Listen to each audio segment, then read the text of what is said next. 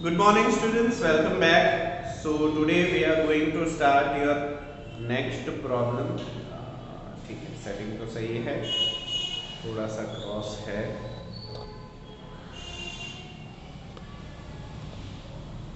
ठीक है, ओके है अभी भी क्रॉस बट दैट्स फाइन. चलो, we are taking one problem example 25. The scale of a map is 1:20 lakh centimeter. ठीक है, एक मैप है जिसका स्केल 1:20 लाख सेंटीमीटर. अच्छा, यहाँ पे सेंटीमीटर टेक्स्ट बुक में नहीं है, मैं चाहता हूँ कि आप वहाँ पे सेंटीमीटर ऐड कर दो. What is the actual distance between the two towns? तो सच में दो टाउन्स के बीच का डिस्टेंस कितना होगा if they are 3 centimetre apart on a map? अगर वो मैप के ऊपर 3 सेंटीमीटर दूर दिखा रहे हैं तो एक्चुअली वो कितना दूर होंगे. तो सबसे पहले रिड्यूस्ड स्केल को समझो.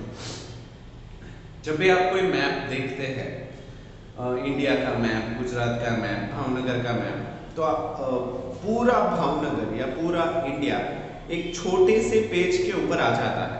हाँ या ना? अभी सच में इंडिया उतना छोटा है या गुजरात उतना छोटा है, भावनगर उतना छोटा है? नहीं है. एक्चुअली बहुत बड़ा है, बट हम उसको श्रिंक कर रहे हैं, छोटा कर रहे हैं. जब भी बड़ी चीजों को हम छोटा करते हैं ना, we are using reduced scale. हम स्केल को छोटा करते हैं, हम डिनोमिनेटर को बड़ा करते हैं. उसका मतलब होगा कि मान लो कि यहाँ से महुआ का डिस्टेंस 100 किलोमीटर है, तो पेपर के ऊपर 100 किलोमीटर की लाइन ड्रॉ करोगे तो 100 किलोमीटर पेपर लगेगा, and that is not feasible. उसका कोई मतलब भी नहीं बनता. So what they are doing, they are reducing scale. वो ऐसे मान लेते हैं कि 100 kilometre is equal to 1 centimetre. I am giving you one example. Example के लिए मान लो कि 100 किलोमीटर 1 सेंटीमीटर के बराबर है, जिसको हम रेशियो बोलते हैं. कंपैरिजन है ना, उसी की वजह से. अभी जब भी हम मैप के अंदर महुआ और भावनगर दिखाएंगे और स्केल से उसको मेजर करेंगे, सो इट विल बी 1 सेंटीमीटर. तो उसका मतलब ये नहीं कि महुआ 1 सेंटीमीटर ही दूर है. You have to change the scale again. 1 into 100, तो फिर से 100 किलोमीटर हो जाएगा. What my point? तो इसी तरीके से सिर्फ स्केल की मदद से आप कोई भी टाउन हो मैप के अंदर, उसका एक्यूरेट डिस्टेंस आप बता सकते हो. ऑलमोस्ट एक्यूरेट, थोड़ा बहुत फर्क पड़ेगा 1-2 किलोमीटर का, और else it will be perfect. है कि नहीं मजेदार? उसी तरीके से मान लो, अच्छा, जो भी मैप आप खरीदो ना, उसके राइट बॉटम कॉर्नर में या टॉप कॉर्नर में लिखा हुआ होता है स्केल. तो जब भी आप नेक्स्ट टाइम मैप्स देखो, उसमें स्केल जरूर देखो. ठीक है, चलो. एक मैप हमारे पास है जिसका स्केल है 1:20 लाख सेंटीमीटर. मतलब जो भी एक्चुअल चीज थी उसको 20 लाख गुना छोटा किया गया. इट इज रिड्यूस्ड टू, क्योंकि डिनोमिनेटर है. What is the actual distance between the two towns? तो सच में दो टाउन के बीच का डिस्टेंस क्या होगा if they are 3 centimetre apart on the map? अगर वो मैप के ऊपर 3 सेंटीमीटर डिस्टेंस स्केल पे दिखा रहे हैं, तो सच में कितना होगा वो हमें ढूंढना है. Given 1 lakh centimetre is equal to 1 kilometre. अगर ये नहीं भी देते तो मिली सेंटीमीटर डिवाइड टू किलोमीटर से आप कर सकते हो.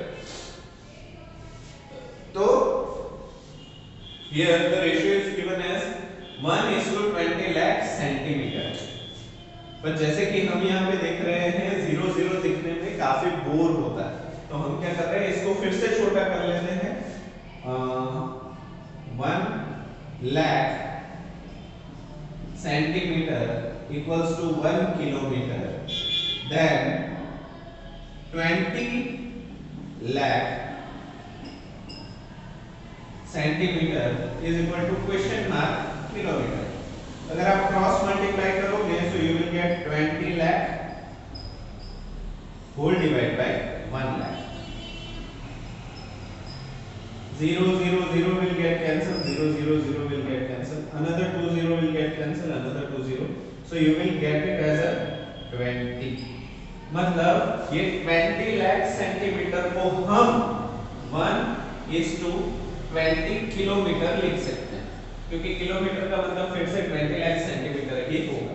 तो ये हमारा रेशियो है. इसका मतलब समझो, 1 सेंटीमीटर मैप के ऊपर 20 किलोमीटर के बराबर होगा.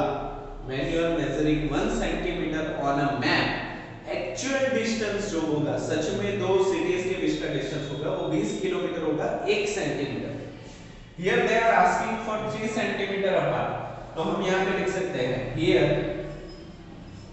1 centimetre equals 20 kilometre, then 3 centimetre is equal to how much kilometre, cross multiply करो, so it will be 3 centimetre into 20 kilometre whole divided by 1 centimetre, centimetre and centimetre can be cancelled, 20 into 3 will be 60 kilometre. उसका मतलब हुआ कि actual distance अगर 3 centimetre map में है तो सच में हकीकत में वो 60 किलोमीटर दूर है। What this point? तो वीडियो को पॉज करो, पूरा सॉल्यूशन लिख लो। Similar kind of problem I am giving you as a homework, so pause the video and write the solution. चलो, this problem will be homework for you. It is from exercise 9.3 8th problem, 8वां problem. The scale of a map is 1:2 crore 50 lakh centimeter. जो scale है वो 2 crore 50 lakh centimetre है। यहाँ पे भी आप मिली सेंटीडेसिमीटर करके किलोमीटर में कन्वर्ट कर लो सबसे पहले। तो किलोमीटर में कन्वर्ट करोगे तो ये 5 जीरो मुझे लगता है तब तक चले जाएंगे, 5 zeros will be gone। तो यहाँ पे आ जाएगा 250 किलोमीटर, 1 सेंटीमीटर का मतलब 250 किलोमीटर हो जाएगा। तो यहाँ पे 4 सेंटीमीटर पूछ रहे हैं, so 1 centimetre is equal to 250 kilometre, 4 centimetre is equal to how much, multiply करो, I think you will get 1000 kilometre, ठीक है, 1000 किलोमीटर हो। So this will be homework for you. So now I am moving for last kind of problems for exercise 9.3. चलो, last kind of problem, example 26. The ratio of income to the expenditure of a family. एक परिवार का income और expenditure मतलब salary जितनी आ रही है और खर्चा कितना कर रहे हैं, उसका रेशियो इज गिवन एज 7:5। तो यहाँ पे how can we start, right solution first, और यहाँ पे जो रेशियो है वो इनकम और एक्सपेंडिचर का है, तो मैं ऐसे लिख सकता हूँ income is to expenditure, expenditure का मतलब होता है खर्चा, एज कितना कितना है, इनकम कितनी है 7 और खर्चा कितना कर रहे हैं 5, हाँ या ना? तो इसको मैं कैसे लिख सकता हूं, income upon expenditure equals to 7x upon 5x लिख सकते हैं कि अगर 7x रुपए कमा रहे हैं तो 5x रुपए खर्चा कर रहे हैं। तो अभी what they are saying, find the saving, बचत कितनी हो रही है। So we know that saving is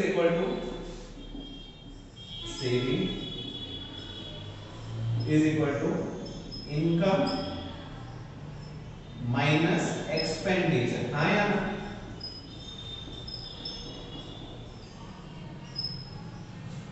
पैसा कितना आ रहा है, फॉर एग्जांपल आपकी सैलरी 10,000 है और अगर 8,000 खर्चा कर रहे हो तो कितने रुपए बचे महीने के एंड में, 2000। तो सेविंग हमेशा ऐसे ही होगी, इनकम माइनस एक्सपेंडिचर। तो ये हमारा फॉर्मूला हमने लिख के रखा। Now what they are saying, if the income is ₹8400, इन्होंने बता दिया कि इनकम कितनी है 8400। तो यहाँ पे इनकम तो हमारे 7x है, यहाँ पे income is equal to 7x है, तो 7x इज इक्वल टू 8400, ऐसा हम लिख सकते हैं, हाँ लिख सकते हैं। So can we write 7x is equal to 8400 rupees, यहाँ पे लिख लो income is equal to 7x is equal to 8400। हमें x नोट निकालना है, so we can write x is equal to 8400 rupees whole divide by 7 के table में 84 आता है, 7 1 जा 7, 1 4 7 2 जा 14 and 100 12 7 जा 84 सो यहाँ पे x is equal to 1200 rupees. हाँ अगर ये x मिल गया तो अभी हमें खर्चा भी मिल सकता है because expenditure is equal to 5x। तो यहाँ पे हम कर लेते हैं expenditure is equal to 5x। Expenditure is equal to 5x is equal to 5 x we already have as 1200 write it as 1200 rupees so 12 5 are 6 12 5 are 60 and double zero so खर्चा कितना हो रहा है 6000 rupees। हाँ या ना अभी इन्होंने खर्चा नहीं पूछा दे यार आस्किंग फॉर सेविंग्स की बचत कितनी हो रही है। अगर 8400 रुपीस आ रहे हैं 6000 को खर्च कर रहे हैं तो यहाँ पे वर्बली ही you can say how much they are going to save but हम इसको फॉर्मूला में डाल के करते हैं। So now saving is equal to income is already given as 8400 minus expenditure we have calculated as 6000 8400 minus 6000 0 minus 0 0 0 4 minus 0 4 8 minus 6 is equal to 2 so 2400 2400 रुपए उनके महीने के एंड में बचेंगे सेव। ठीक है तो यहाँ पे आपका आंसर होता है खत्म। How will you write solution पहले इतना लिखो then you have to move to this point उसके बाद this point and then you have to write this point. ठीक है पहले यहां तक लिख लो देन दिस देन दिस। ठीक है pause the video write the solution I am giving you similar problem for your homework. Okay so these two problems from the exercise 9.3 9 and 10 will be homework for you similar है। 10th problem आपको शायद थोड़ा difficult लग सकता है but अगर आप सच में रेगुलरली सब कुछ काम कर रहे हो तो ये प्रॉब्लम हो जाएगा आपसे मुझे पता है। 9th problem is similar the ratio of the income to the expenditure income और एक्सपेंडिचर का रेशियो 8:5 है। अगर इनकम 48,000 रुपीस है तो सेविंग्स कितनी होगी जो अभी हमने किया सेम प्रॉब्लम है सिर्फ वैल्यूज चेंज ये तो हो जाएगा। नाउ दिस प्रॉब्लम में एक बार आपको समझा देता हूं आप एक उसी तरीके से कोशिश करना तो हो जाएगा। The ratio of the income of a person to savings is 15:2। किसी एक इंसान की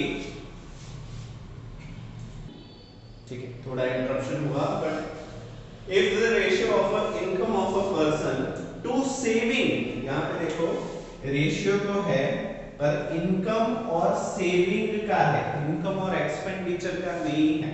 ठीक है अगर इनकम 15x है तो सेविंग 2x होगी that you have to remember. Is saving of 1 year यहां पे पूरे साल की ही बचत दिखा दी सेविंग दिखा दी इज 7500। ठीक है पर हमें पूरे साल की नहीं चाहिए भैया हमें एक मंथ की चाहिए। So if in 1 year he saves 7500 so what will he save in a month तो हमें क्या करना पड़ेगा इस वैल्यू को डिवाइड बाय 12 करेंगे तो एक महीने की सेविंग मिल जाएगी। तो then you can compare 2x is equal to whatever answer you have got क्योंकि सेविंग्स मिल गई तो 2x is equal to 7500 divide by 12 जो भी आंसर आ रहा है उसको आप कंपेयर करो you will get x मिल गया मतलब हम जंग जीत गए। तो when you find x what is his monthly income तो इनकम का तो हमें पता ही है 15x तो 15x आपको जो भी मिला वैल्यू पुट डाउन करो that will be there income उस पर्सन की इनकम उतनी हो जाएगी। ठीक है तो आज के लिए इतना ही रखते हैं इन नेक्स्ट क्लास। हाँ एक्सरसाइज 9.3 इज बीन कंप्लीटेड फेयरबुक में कंप्लीट कर दो। अभी कभी भी मैं आपकी नोटबुक करेक्शन के लिए स्कूल में मंगवाऊंगा। ठीक है तो बाकी मत रखो। ठीक है बाकी रखा तो आपको पता ही है क्या होगा। ओके सो एक्सरसाइज 9.3 तक जितना भी हमने करवाया वो सब कुछ कंप्लीट कर लो. Now we are going to do अभी we do exercise we do have 9.4 and 9.5 that we will continue in a next online class. तो वीडियो को पूरा देखने के लिए आप सभी बच्चों का थैंक यू सो मच.